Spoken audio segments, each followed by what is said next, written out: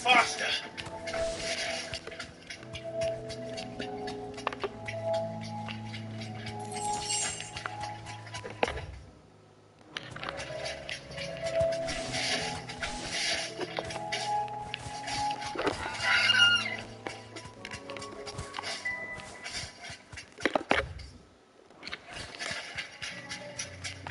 It's a clean kill.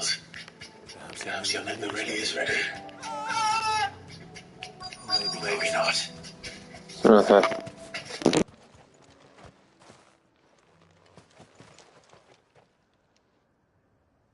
Damn it. Ember, draw your sword! I can't! Then run! If you want him, you'll have to go through me.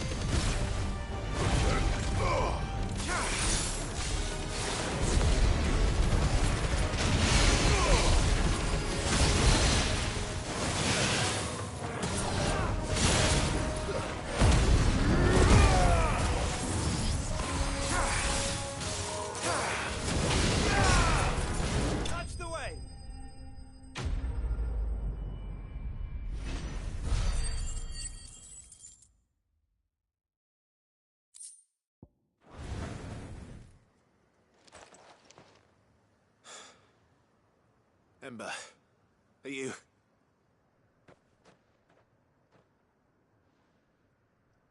gone? Of course.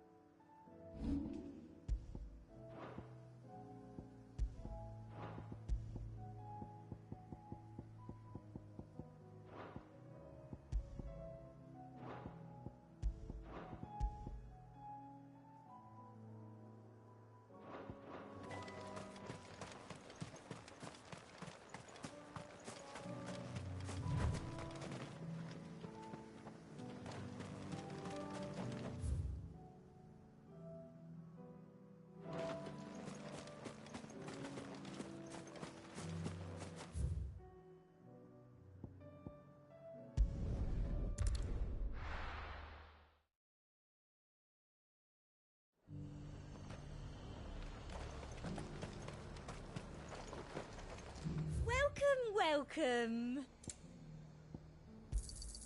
You've a keen eye. An excellent choice. Got any more of those special elixirs?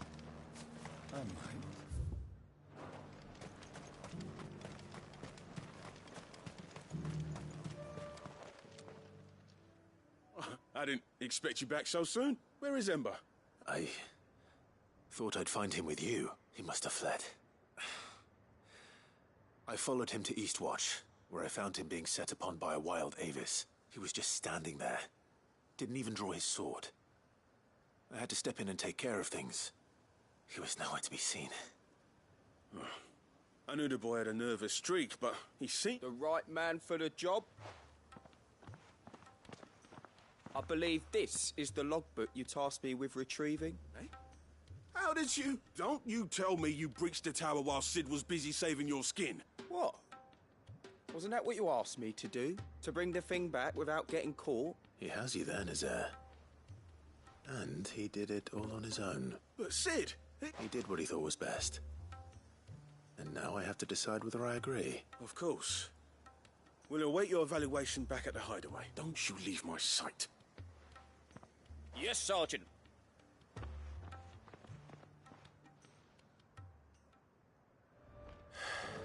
This This won't be an easy decision.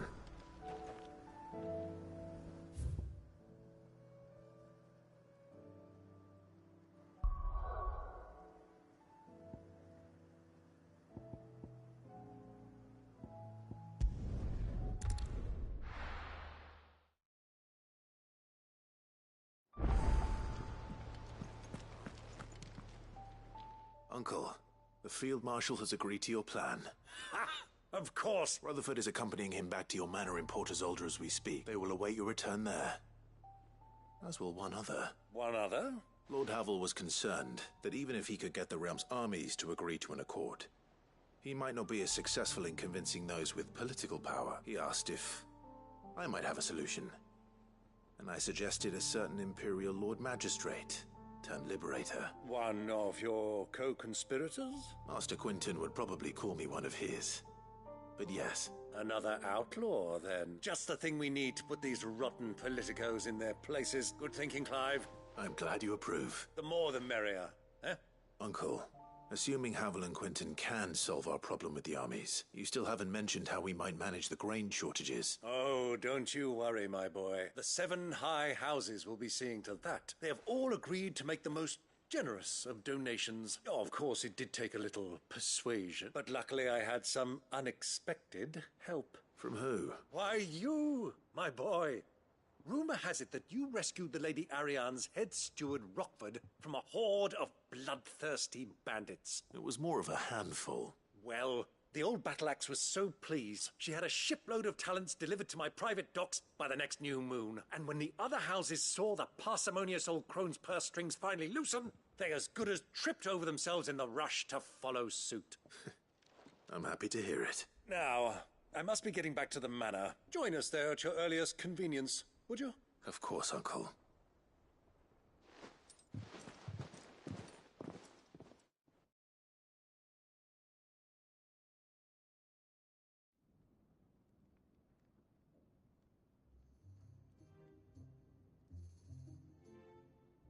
And how, pray tell, will we get that grain to the capital if the roads are still overrun with Akashic? You'll find another bloody road. I only have so many men, and I'm not about to send them headlong into an ether flood. That is, unless you'd have them turn as well. Well, I'd certainly eat less. Says the man with a belly bigger than a band of curls. My soldiers actually need their rations. Without any food to keep them going, they'll be dead even before you've sent them on your fool's errand. If I may, gentlemen, perhaps I might suggest an alternative approach. Though supply routes are indeed disrupted, there is no shortage of ships. Indeed, they bob away in every bay from here to Randalar, awaiting a safe haven. Allow them to make port and fill their bellies full of grain. And once those who crowd the cities are fed, ferry the displaced back to the countryside to work the fallow fields. But I'm sure that you wish to continue your discussion. Forgive the interruption. 2 such firm friends as yourselves need no help from the likes of me. Rutherford spoke fondly of the great bond between you. Us? Friends? I can't stand the man. Clive, I'm beginning to question the quality of the company you keep. And what kind of company are you expecting him to keep? The man's a criminal. Criminal? How dare you? You are not fit to breathe the same air as this fine, upstanding young gentleman. Upstanding? He calls himself Sid the Bloody Outlaw. Once more onto the breach.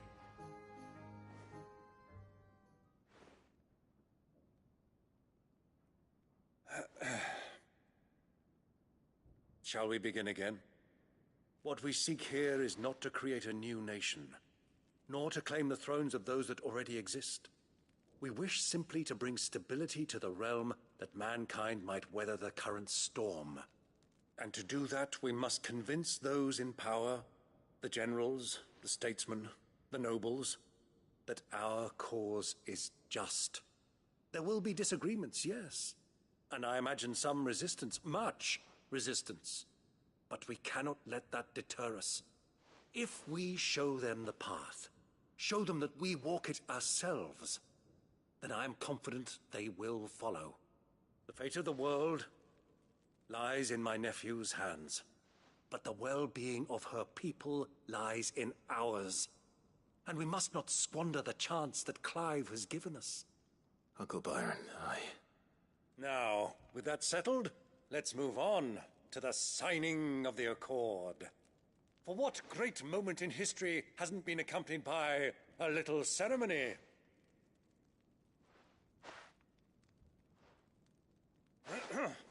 Citizens of Valisthea, I present to you the Triunity. Rutherford, Mike Will.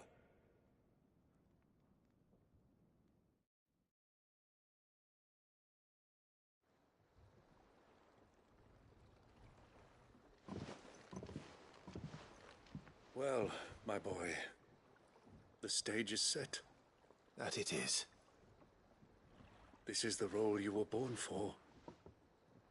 Now I ask only that you trust in the talents of your supporting cast. We shall play our parts to the best of our abilities, that you might have the opportunity to shine. The realm needs its Sir Crandall. And there is no better Crandall than you, Clive.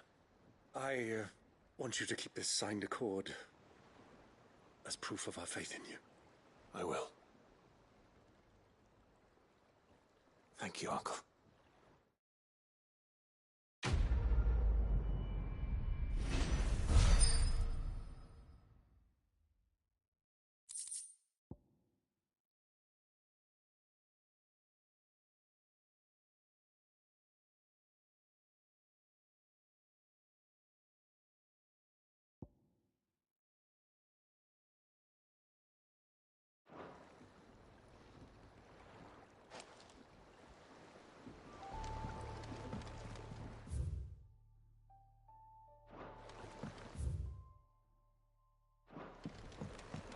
What do you think that thing is?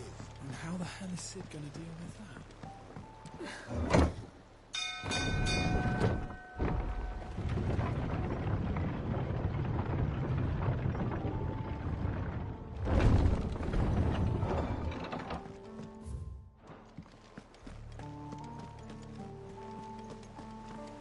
There's something about it. You should have seen it.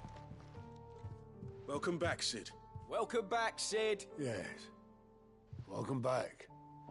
Trip wasn't too much of a pain in the arse, I hope. Truth be told, it was me who suggested roping you in to help with the trial. But from what I hear, things didn't go quite as planned. No, they most certainly did not.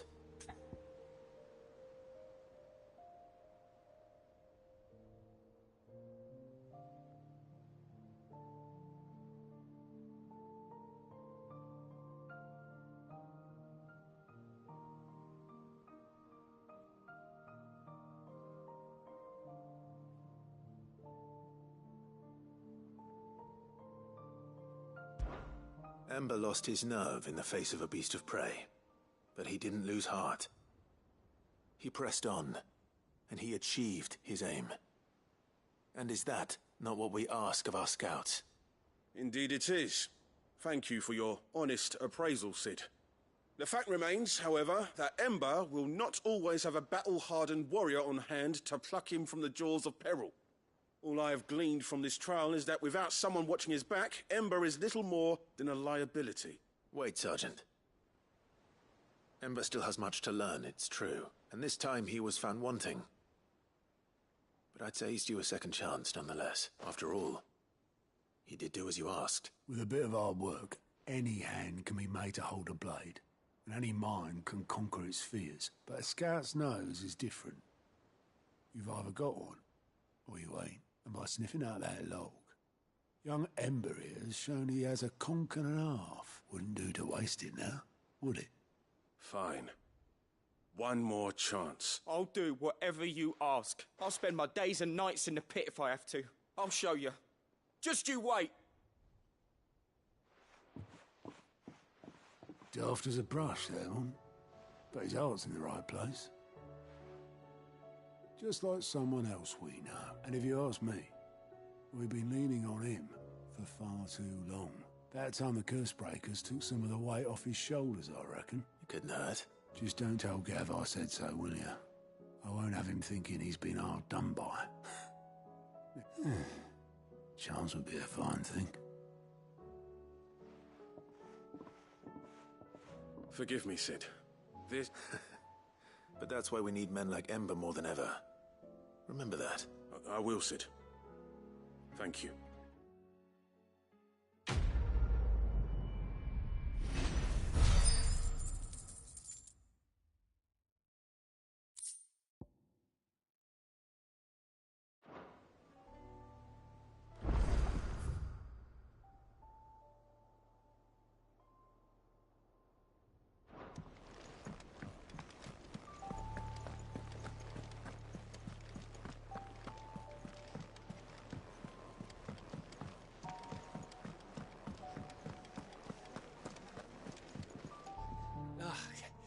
You alright? Something troubling you? No more. It's just...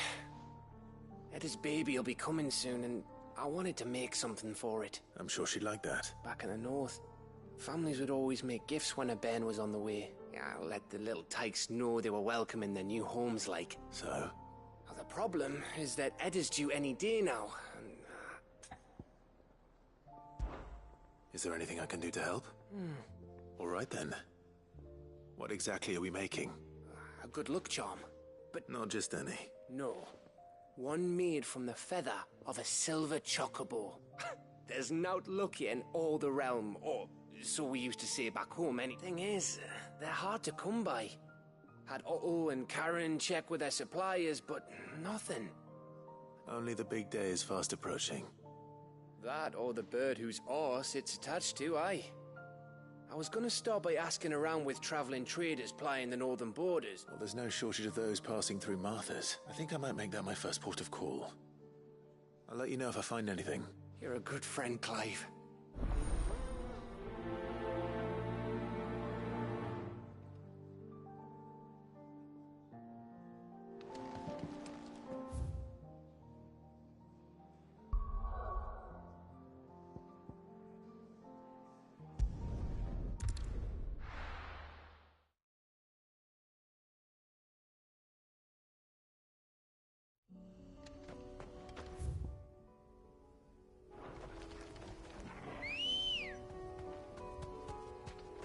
Good girl. Unwavering will and an unbreakable bond. Do you really think we're strong enough? To save the world? Of course. To have overcome Father's political enemies? That I'm less certain. Especially knowing what we know now. What Mother was truly capable of. But perhaps these bands would have helped. Knowing he was with us would have made all the difference.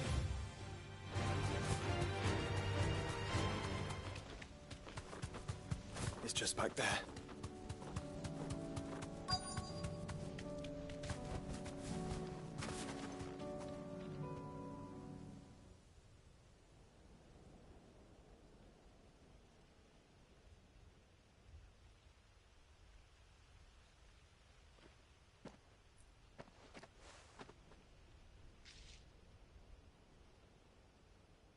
Father always fought for what he believed was right. It wasn't until that night at Phoenix Gate that I realized I had never fought for anything. I always had someone else to do the fighting for me.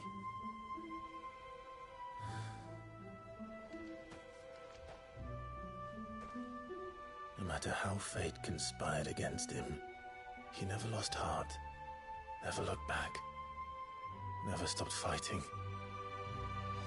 To me, he was the greatest of men. And I've been trying to live up to his ideals ever since.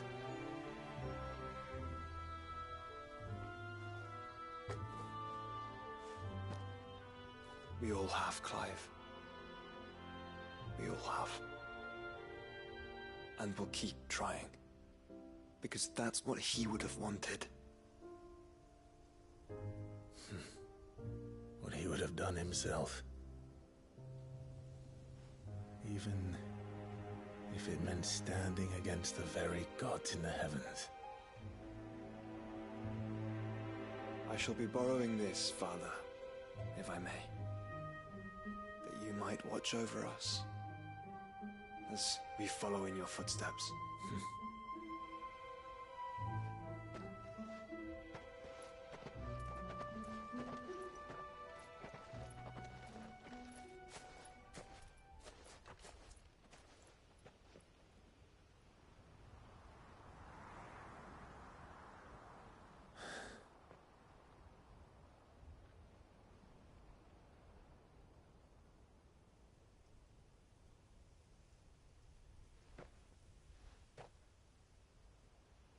We won't lay you down.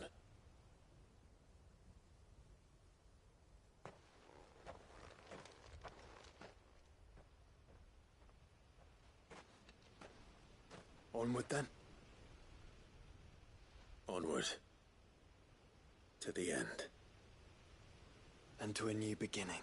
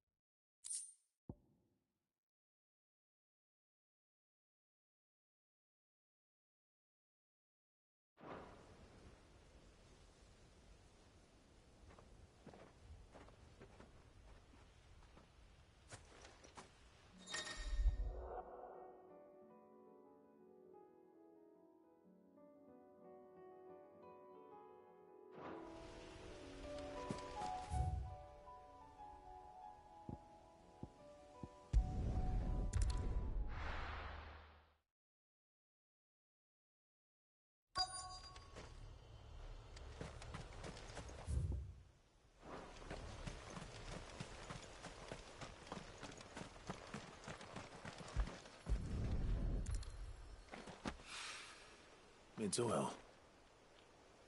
After what happened here, it's a miracle there was any left at all.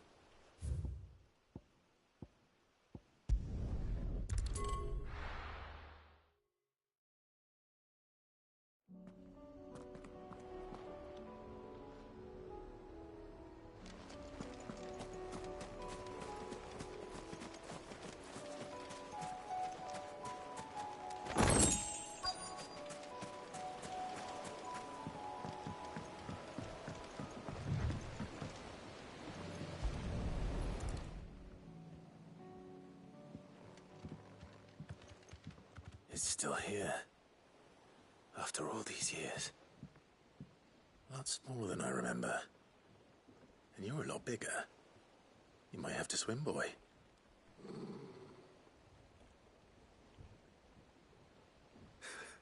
I wasn't being serious. You two go on without me.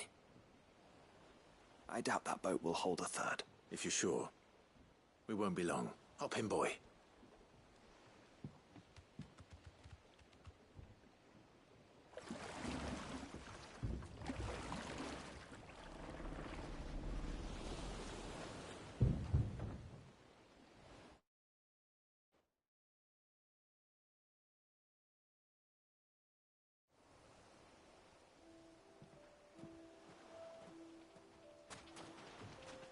This place hasn't changed at all.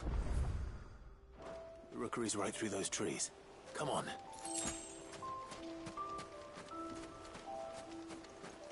Race you there? I bet I could still beat you.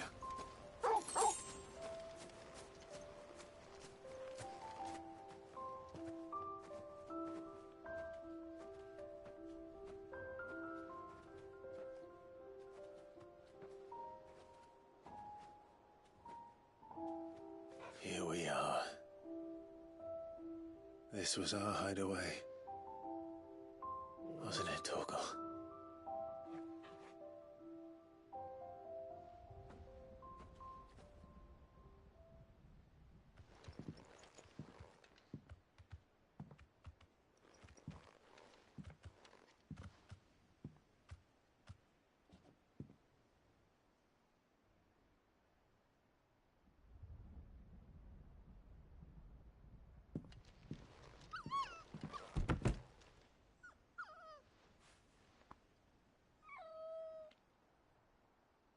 Coming here helped me to forget who I was. Or wasn't. Prince, shield.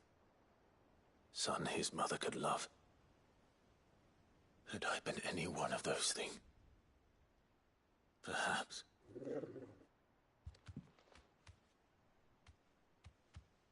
What is it, boy?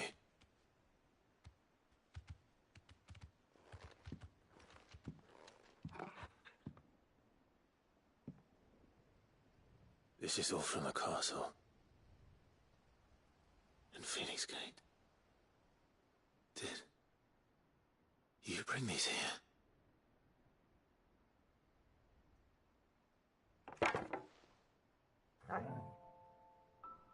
My sparring sword.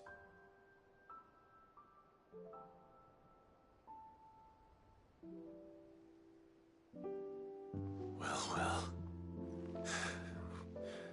You never stopped looking for me, did you, boy?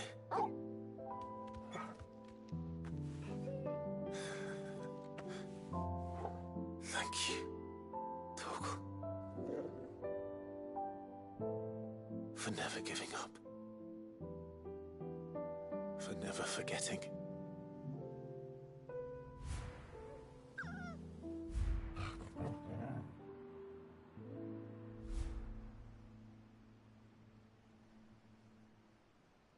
Let's take this with us, shall we? So I don't forget either.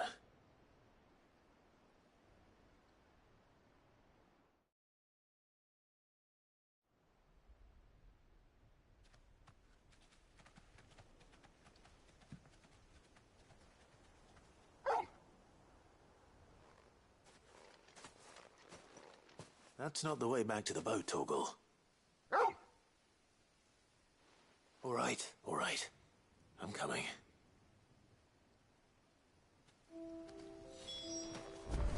I think I know where we're going.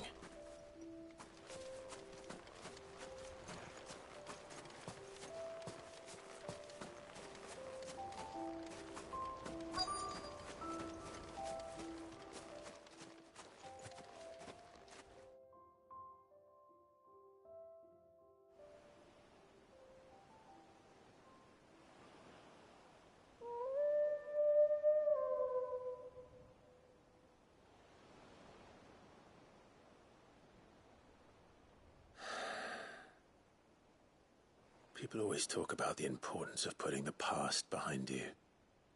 But without it, we wouldn't be who we are today. And we certainly couldn't steer our way to a better tomorrow. Come on, Torgal. Let's go home.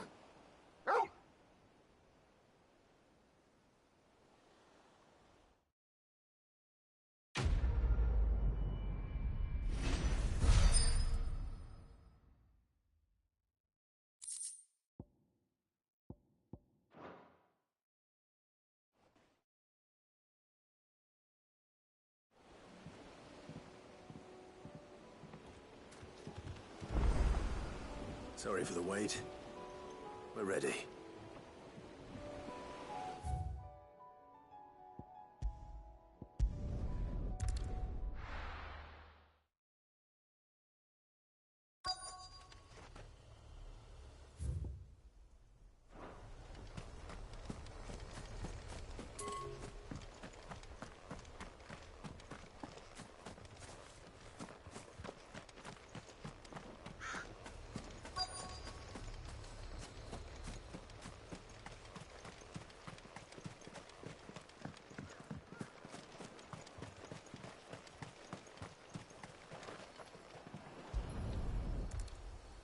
I better get these materials to Mid so she can finish her prototype.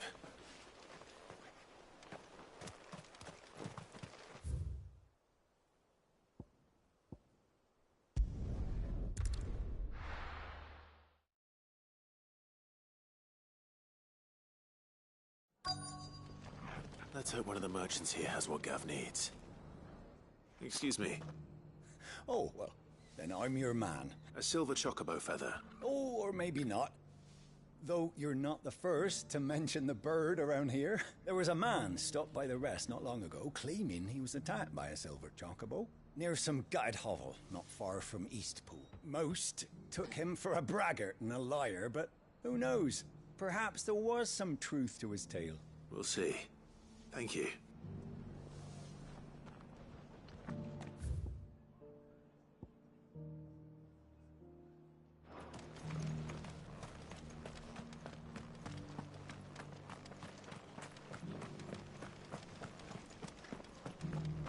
Just because the heavens have gone to wreck and ruin, it don't mean we... How do?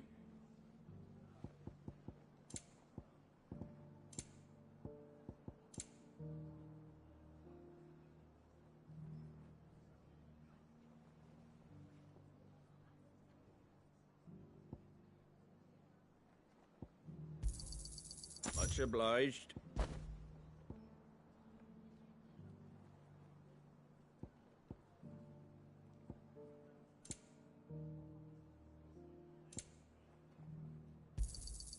There you go. Thanks very much. That all, is it?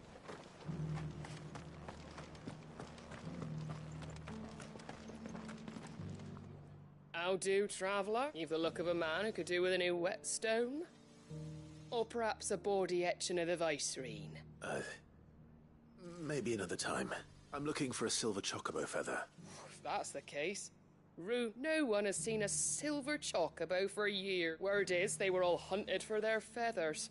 Some northern nonsense about bringing good luck.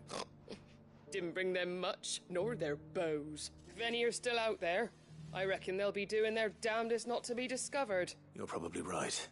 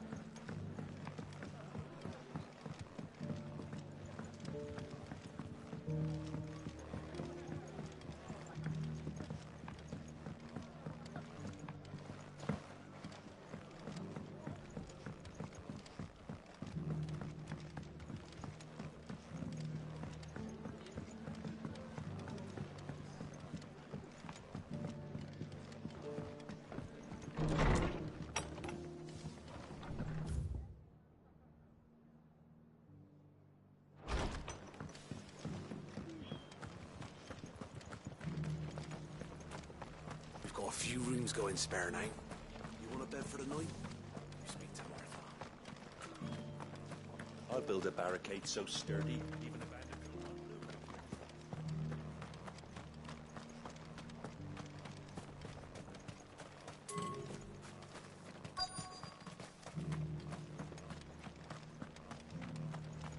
Whoever's idea it was to take those bearers away to Eastpool. Look, Daddy, it shines so brightly. Isn't it pretty?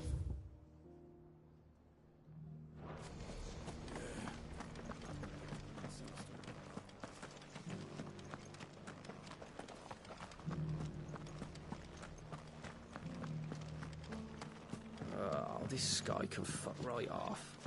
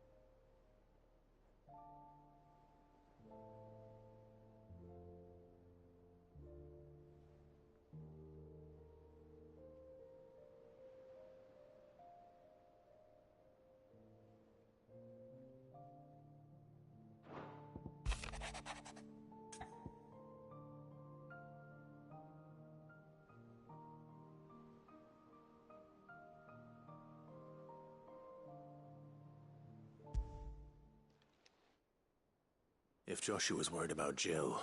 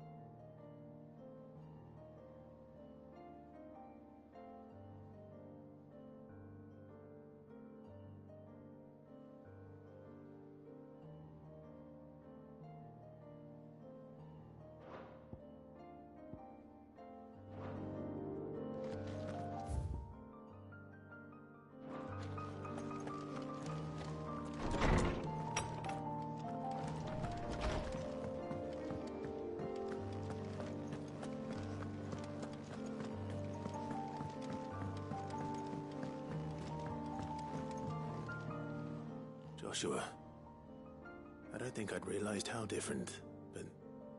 I suppose it's not hard to imagine why. She doesn't think she belongs anymore. And that's why we need to remind her, to let her know that we still need her. But how to do that? When last we were truly close, we were... Of course. Do you remember the time we accompanied Father on his annual tour of the Duchy, and Jill and I broke from the procession to ride up Man's Hill? To see the snow daisies, I remember.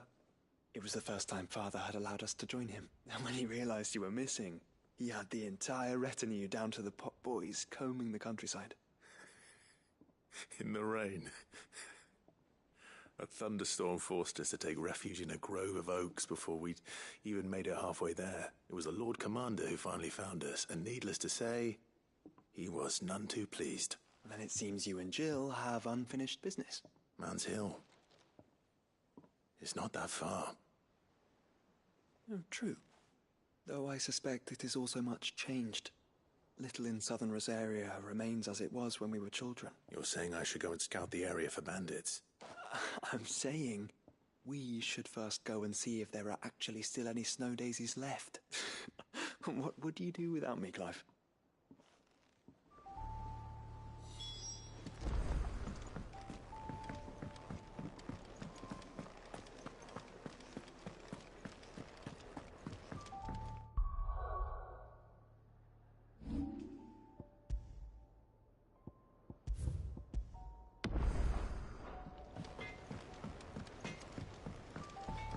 Say what you will, Lady Karen has seen herself happy.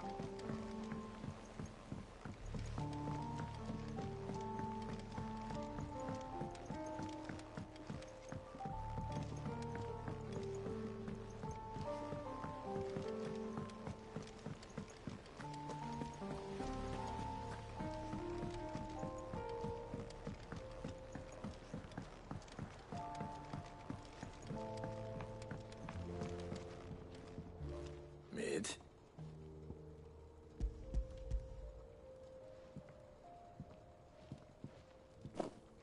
Aw, you make it sound like I asked you to save the world or something. Tell me, this is all you need. It's most of what I need.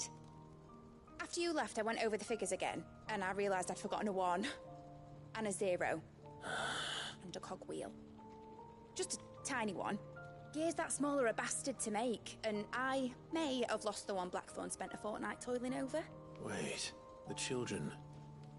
When they took... Now that I think about it, they didn't use it when we put the scales back together. The young'uns? But why would the... You know what? I don't want to know. I'll keep working on the model. You go and find that cog.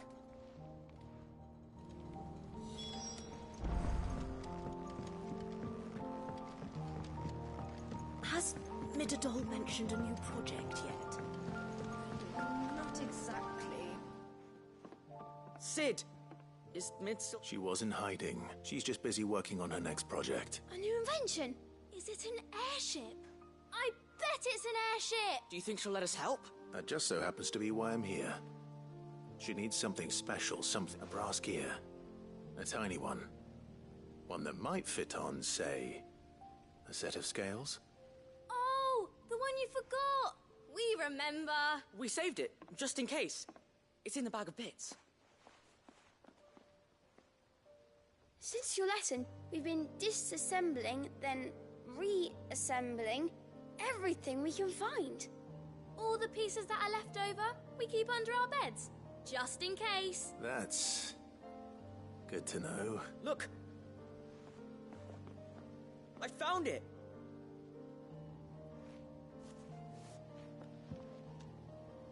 Is that all? Just the gear? We have more parts if Mid needs them. That's all for now.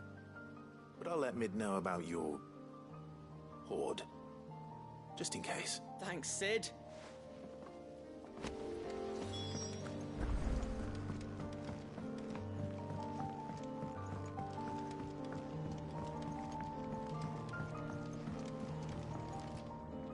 Well?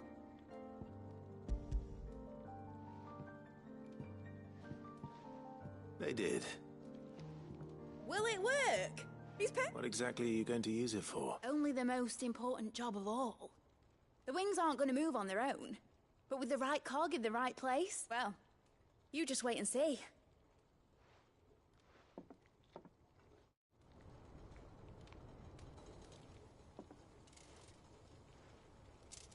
That should do it.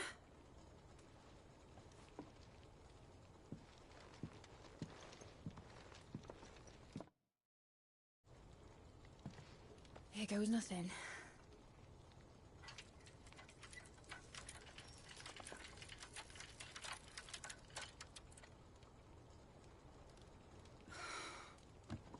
Titan's tits. It wasn't supposed to fly, was it? Of course it was supposed to fly. Wouldn't be much of an airship if it didn't. Honestly, these bloody engines are driving me mad. I was so sure this would be the day she soared. The Mithril engine was made to make dreams come true. But maybe this is one dream the world's better off without. Show folk how to take flying. It won't be long till they're raining death down on each other. People will lose their homes. Children, their mums and their dads.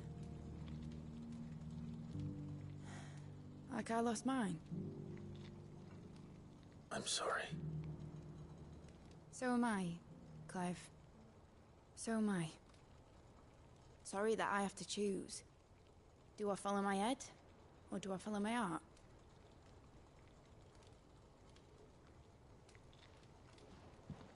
Good question. The first time I stood on the deck of your ship, felt the wind in my hair. It was like I was flying. But imagine how it would feel to actually do it. My dad always said there were two ways of living life. Chasing a dream or shuffling to your grave. And he were right. Right about a lot of things. Not that I like to admit it. People need dreams to chase. Especially in a world like this.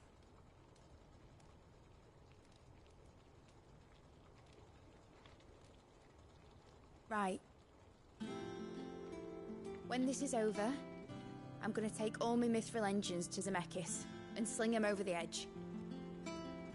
I won't have my dream end up turning into someone else's nightmare. But all that hard work... All that hard work will not be used for war, Jamie. But it ain't like it'll be gone. Tell me, Clive, have you ever been on a treasure hunt? Not since Joshua and I were boys. Why do you ask? Because I'm gonna bury the engine schematics and leave behind a little riddle telling people where to find them. A really hard one, so that only the most dedicated dreamers will ever be able to work it out.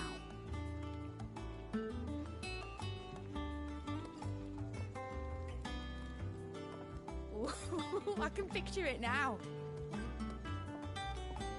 Some daft general squinting at the words with a gormless expression on his mug. Like that one, yeah. Right.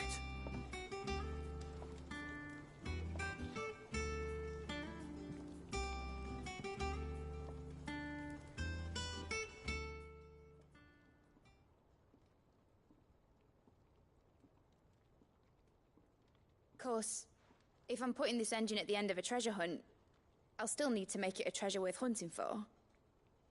Won't be much of a prize if it couldn't even make a toy boat fly after all. My dad always said, dream big. But it ain't the size of a dream that's important, is it, Clive? Only that it's a good one. And I reckon I've got a fair few good uns left in me. I'm sure you do.